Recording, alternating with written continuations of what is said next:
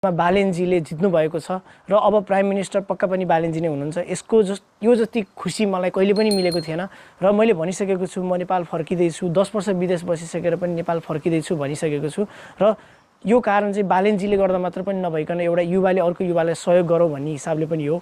मैले जब यो कुरा लेखेँ र जब यो कुरा चाहिँ मैले पोस्ट गरेँ, मलाई धेरैजनाले मेसेज पठाउनु भएको छ, तिमी जाऊ, तिमीले नेपालमा गएर केही गर र हामी पनि तिमीलाई फलो गर्दै आउँछौँ, हाम्रो पनि सपना छ नेपाल फर्किने भन्नुभएको छ धेरैजनाले।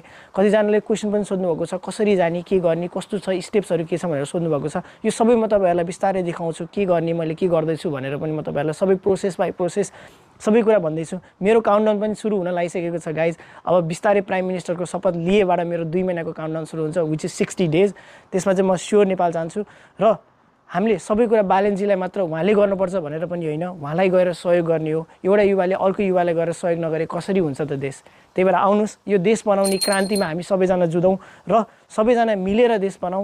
युवा फर्किन्छ देश त बल्ल बन्छ देश।